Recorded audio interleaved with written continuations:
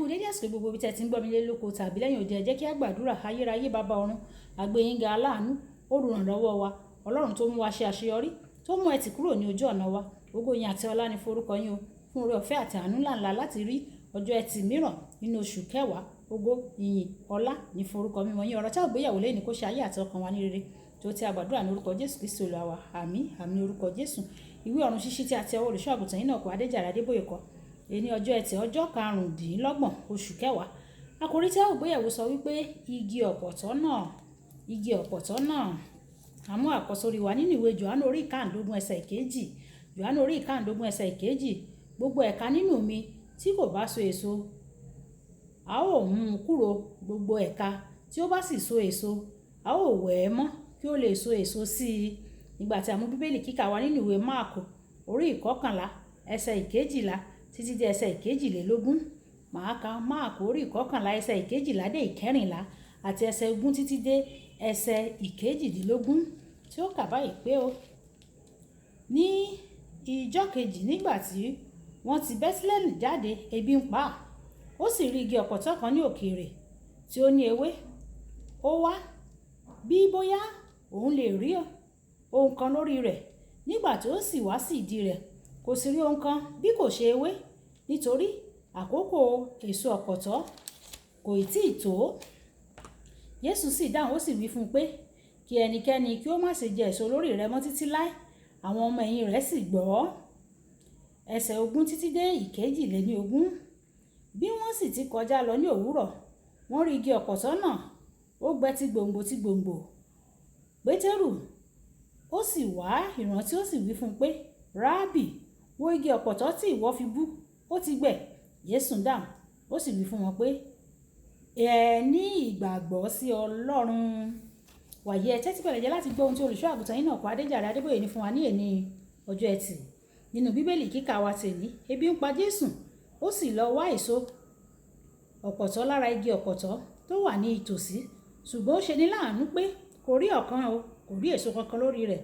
Jésù ń fi igi ọ̀pọ̀tọ́ náà ré, ó sì gbẹ, bí ó tilẹ̀ jẹ́ pé kì í ṣe àkókò fún ọ̀pọ̀tọ́ ni, èyí tí ó túmọ̀ sí pé kò yẹ kí èso wà lórí rẹ̀ ní àkókò náà o. Síbẹ̀síbẹ̀ Jésù ń gégùn fún un.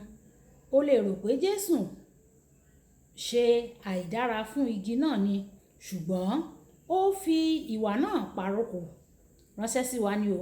O kò gbọ́dọ̀ dúró de àsìkò tó tọ́ kí o tó bẹ̀rẹ̀ sí ní so èso fún Ọlọ́run. Ẹni tí ó kíyèsí afẹ́fẹ́ kì yóò fúrúgbìn, àti ẹni tí ó sì ń wá tó ń wojú àwọ̀ sánmọ̀ kì yóò sì ṣe ìkórè. Ìwé Oníwàásù orí 11 ẹsẹ̀ ìkẹrin. Tí Ọlọ́run bá ti fún onígbàgbọ́ ní iṣẹ́ kan, onítọ̀hún gbọ́dọ̀ ṣiṣẹ́ tó tọ́, yálà ní àsìkò tó tọ́ àbí bẹ́ẹ̀ kọ́. Tí irú onígbàgbọ́ bẹ́ẹ̀ tó bá dúró de ìgbà tó tọ́, wọn kò ní mú àyànmọ́ wọn ṣẹ tàbí mú èrèdí náà ṣẹ o. Tí o bá ti kíyèsí afẹ́fẹ́, o kò ní fúrúgbìn o. Tí o bá sì ti fúrúgbìn, tí o wá ń wo àwọ̀ sánmọ̀, o kò ní lè kórè. O gbọ́dọ̀ múra láti so èso kódà nígbà tí àwọn ohun tó yí ọ ká kò bá dábàá pé kí o ṣe bẹ́ẹ̀. Nígbà tí mo jẹ́ alábòjútó gbogbogbò nínú ìjọ RCCG, mo gba ọ̀pọ̀lọpọ̀ àwọn ìlérí láti ọ̀dọ̀ Ọlọ́run, yàtọ̀ sí májẹ̀mú tí Ọlọ́run ti bá bàbá mi nínú Olúwa dá nípa ọjọ́ iwájú ìjọ náà tí yóò jẹ́ nílá. Gbogbo àwọn ìṣẹ̀lẹ̀ tó yí wa ká nínú ìjọ náà kò ní àsìkò kan, kò tilẹ̀ bójúmu rárá o. A kò tilẹ̀ ní owó tó tó láti san owó oṣù fún alábòjútó gbogbogbò, kí a má tilẹ̀ wá sọ pé owó láti dá àwọn ẹ̀ka sílẹ̀ káàkiri àgbáyé tàbí ṣiṣẹ́ agbátẹrù àwọn ìpàdé ńláńlá níbi tí ọ̀gọ̀rọ̀ àwọn ènìyàn yóò ti péjọ. Bí ó tilẹ̀ jẹ́ pé ó jọ pé ìgbà náà kò dára tó, ṣùgbọ́n mo sì tún wá ọ̀nà láti ṣe àwọn ohun tí Ọlọ́run pè mí láti ṣe. Nígbà tí a kó lọ sí ìlú ìràpadà, a kò ní owó láti san fún àwọn òṣìṣẹ́ láti kọ́ gbọ̀ngàn ńlá. Ká má tilẹ̀ wá sọ pé kíkọ́ ìlú.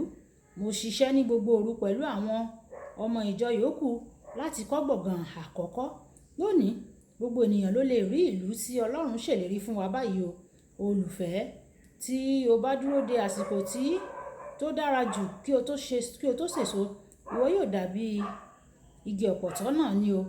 Ó sì dá mi lójú pé o kò fẹ́ parí rẹ̀ bí igi ọ̀pọ̀tọ́ ti parí rẹ̀.